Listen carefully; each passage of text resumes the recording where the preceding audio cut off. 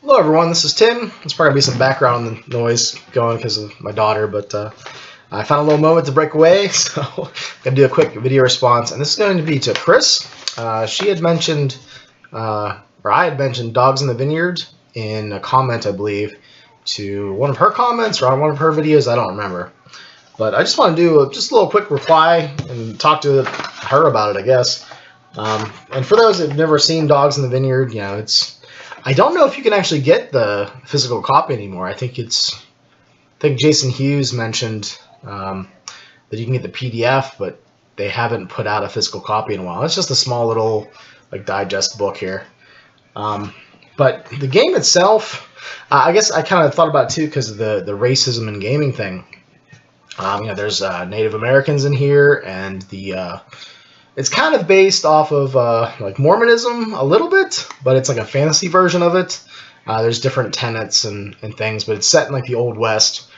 And I've described this game as sort of your character is judge, jury, executioner, and exorcist. So it's a weird blend of different things. So, if you can think of like The Exorcist, like the movie, someone's going in there to help out some, innocent girl who's, been possessed. And in this game, the idea of demonic influence and possession and leading people astray is very prominent. And it's actually a lot of fun to come up with, like, how the various NPCs are messed up and how they will continue to get worse if the characters don't help them, don't change things, and a lot of people are also turned off by the religious connotations in here. And again, it's like a fantasy version, fantasy-ish version of religion.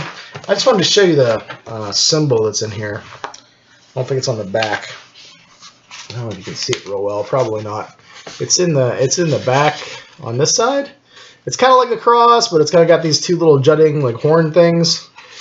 But when I played, I kind of get weird sometimes with how I play. One of the guys at my gaming club was running it, and I drew that symbol with like marker on both hands, and he kind of he raised his eyebrow at me.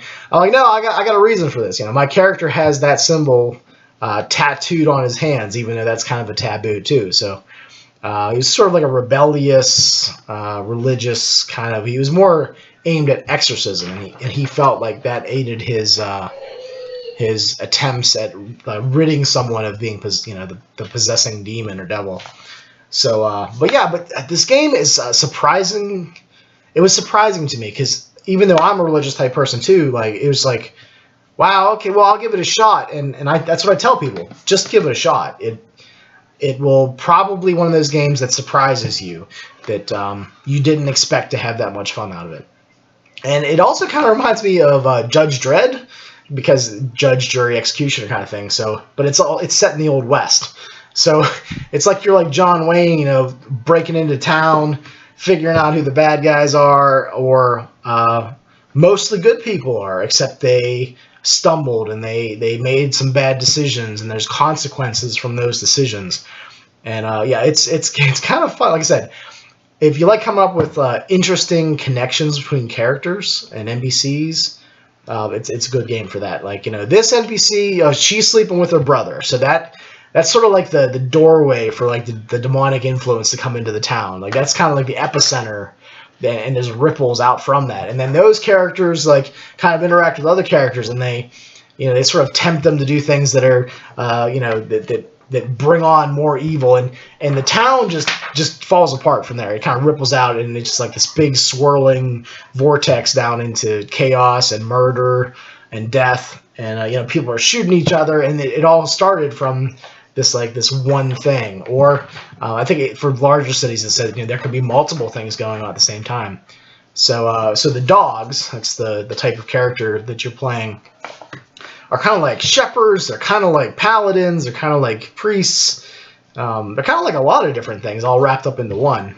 And picture yourself like Clint Eastwood, wearing that holy symbol around your neck, and you're wearing these funky coats. I don't know if you can kind of see it there.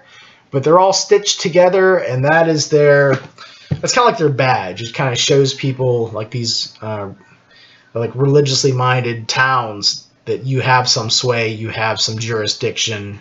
What you say goes. It doesn't matter who the mayor is or whatever.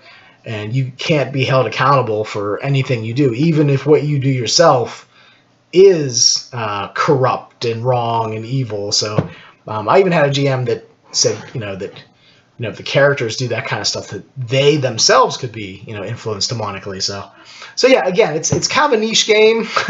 Made me think of you, Chepe, but yeah, it's something to check out. Chris, you wanted to know if I could run something like this in the near future. I don't foresee myself being able to run anything at least until September during the day, like, the stay-at-home dad, stay-at-home mom kind of time zone, like where students and maybe like people who work night shift or overseas would probably be the only people that could play in a game that I would run like that. But yeah, that's a quick little response, and I'll see you guys in the group.